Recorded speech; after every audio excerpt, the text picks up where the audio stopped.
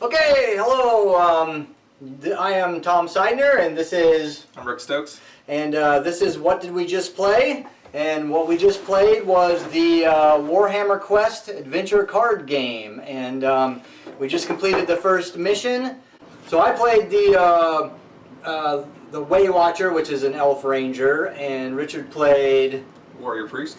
And then we also have the Bright Wizard that you can play, and we have the Iron Breaker that you can play. Now we played a two-person game, and what's really cool about this game is you get three different cards for the different people, and they have a 2-player, 3-player, and 4-player little notation at the top, and so you just pick the one that you want to play with, and then that determines how much life they have, and also within the game it determines how many actions you have. So we did the first quest. The quests are on these cards. They're pretty cool because what you do is you move through the quest as you play, and then the quest has different colored areas on here, and when you hit a colored area, you do what it says in the color area. So you have to kind of complete the quest in a certain amount of time, or what happens is bad things happen to you during these different colored things. So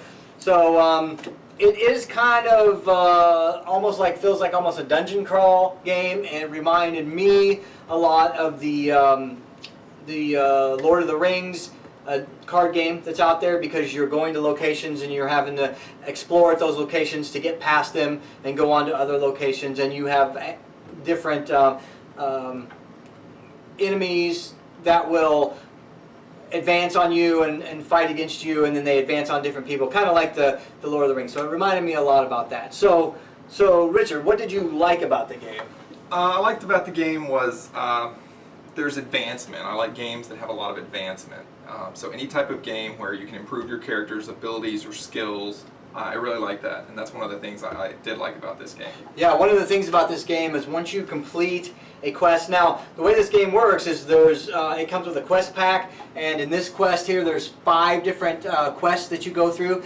No matter whether you beat the quest or you lose the quest, you still move on. There's a penalty on the back and a benefit to winning or losing, and so you continue on through the quest. But the nice thing is, after every quest, you have 3 options. You can either upgrade one of your action cards, with each of the people have action cards that they use during the game, so you can upgrade a basic action to an advanced action, or you can get some more gear, which is a bunch of different gear in the thing that you can use, or you can upgrade how many gear you can have, because when you first start you can only have 1 gear at a time.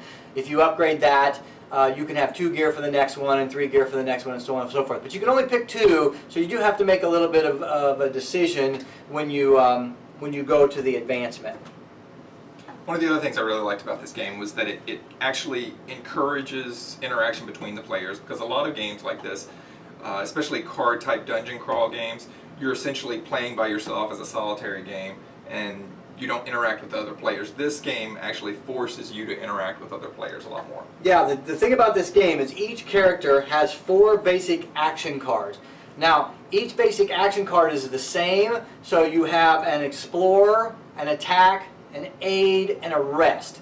But each one of those cards actually allows you to give something to the other player. Like I was the archer, and I could actually attack people that were engaged with Richard. So and then Richard had I think his rest action would allow him to give me some successes on my action. So it's really nice because each one of these cards actually give you things that help the other person or the other players in the game, and so it actually encourages a lot of working together, and it also encourages a lot of talking between you to decide what should we do, what order should we do. A lot of when we played, it was like, hey, should I do this now or should I wait? We played the 2-player game, so we each got 2 actions, so that made a lot of talking back and forth as, hey, I'll do this now, then you take your turn, you do this for me, and then I'll do this. And so there was a lot of back and forth and a lot of talking. Another interesting thing about this game is these action cards, they don't, they tap when you use them. So let's say you use this action, it would tap, but it doesn't untap until you run what's called your master action. everybody has one action that's a master action that actually has a little reset thing down here at the bottom. When you use that, it resets all your cards. So the only way to reset all your cards is to use that master action.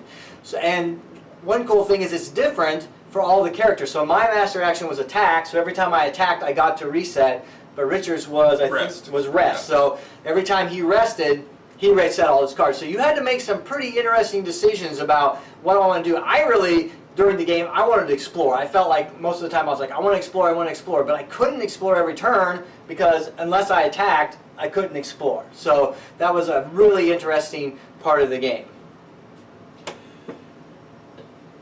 That was what I liked about it. I think a lot of similarities between this game, and I see that Adam Sadler is one of the designers who's also involved in Descent. And there were a lot of similarities between this game and Descent, which I liked. I'm surprised they actually went with a Warhammer version for this game rather than a, yeah, that is interesting. Game. I'm surprised they didn't go with that. Overall, I thought it was a good game. It reminded me a lot of Pathfinder, the adventure game, because you're going through locations, you're encountering monsters. There's a chance to encounter certain boons, just like in Pathfinder adventure game. I asked earlier which came out first, and Pathfinder Adventure game actually came out first. This came out second, so I think that this was probably heavily influenced by Pathfinder Adventure game.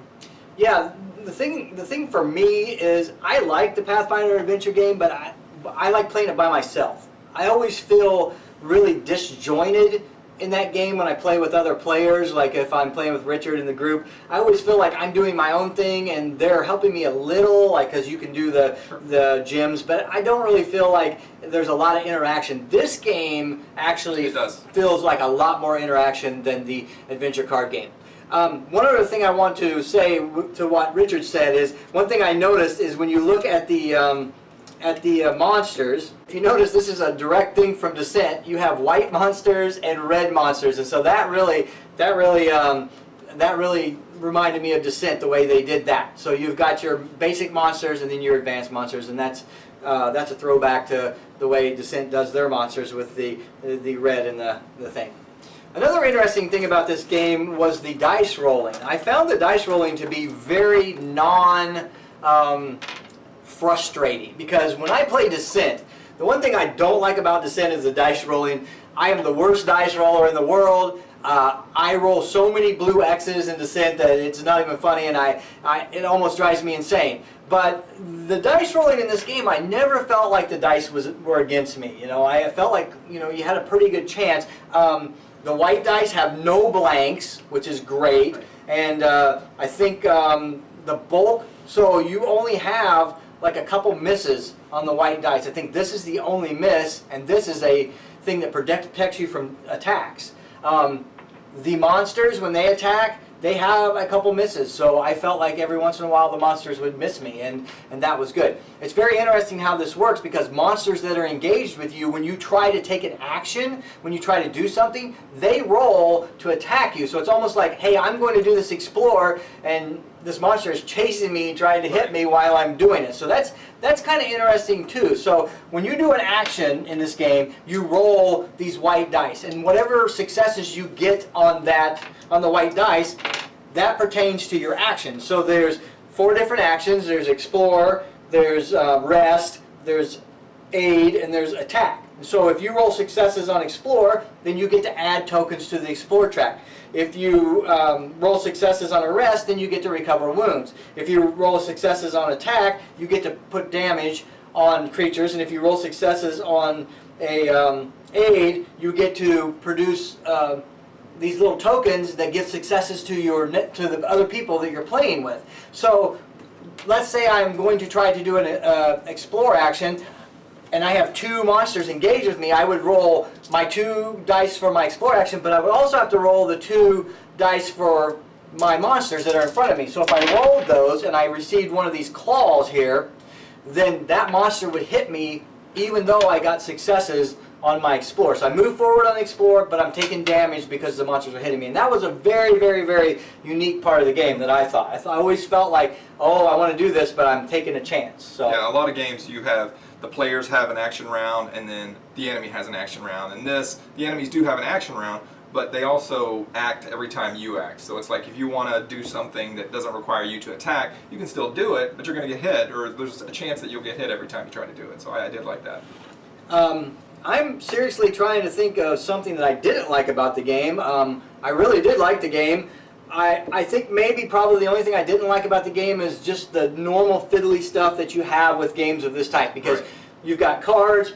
Each one of your action cards has multiple things that you can do on the action card. So when you do this action card, and this is for, I think, Richard's character, first you may engage one enemy, so that means you can pull an enemy to you. Then you attack, and you do what the attack says, and then there could be 3 or 4 other things on here. And the one thing that I found is, like, I would do the first thing on the card, and then I would forget about the rest of the card, and I'd be like, oh, I was supposed to, I was supposed to heal a wound if I killed somebody. Oh, or I was supposed to exhaust one of the guys in the shadow. So that's the one thing, but that's really more on me than anything else. Any game that requires a lot of memorization of, I have this action, I have that action, I tend to struggle with it. I think one of the reasons is because I don't play a lot of games over and over and over again. We play so many different games that I tend to kind of lose track of all the little things. Yeah, there's a lot to keep up with. Just like with Pathfinder adventure game that I compared it to. I was the same way with Pathfinder when I first started playing it. I had to play a couple times before I really started to understand it and really started to enjoy it. And I think this would be the same type of thing.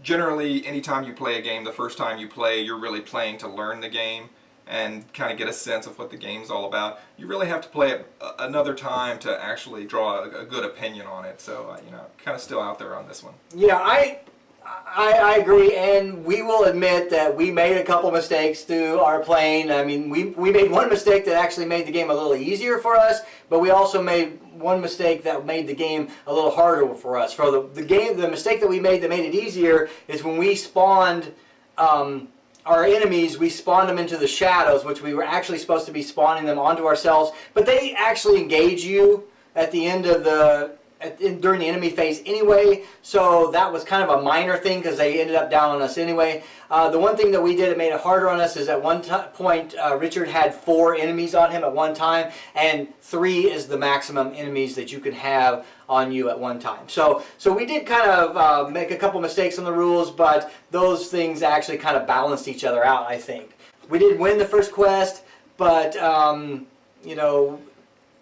a lot of people have said this game is really hard, and I think they probably get really hard as the scenarios go by. I'm sure the first scenario is probably not that hard. So yeah, I was thinking when we first started playing, I was thinking, wow, it seems really simple, really easy.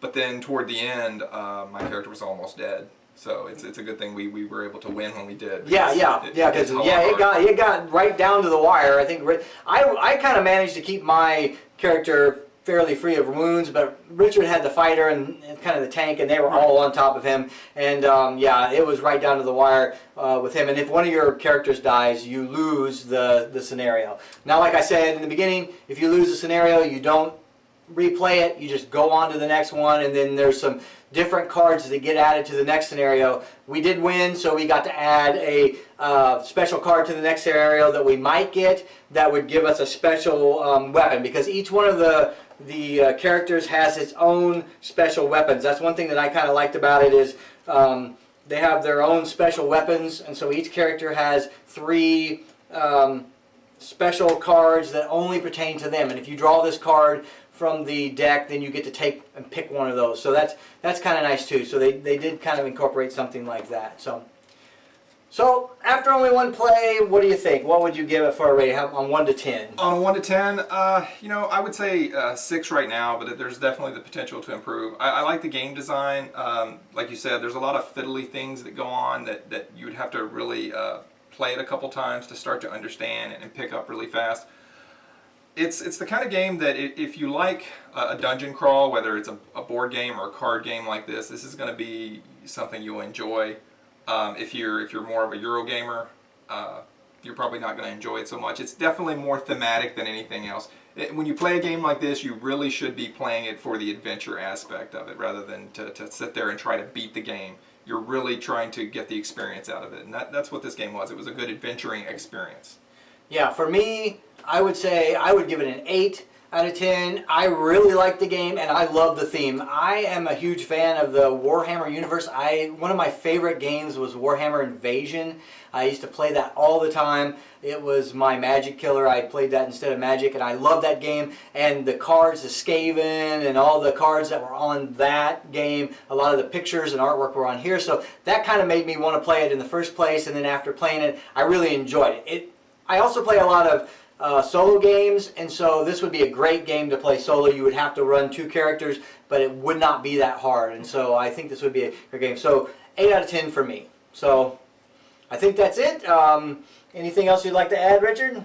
No, I think it's a good game. If you like Pathfinder adventure game and there was something about it you felt was missing, you might want to try this because it might fill the spot. Okay, cool. Well, that's it for What Did We Just Play, and we'll see you next time.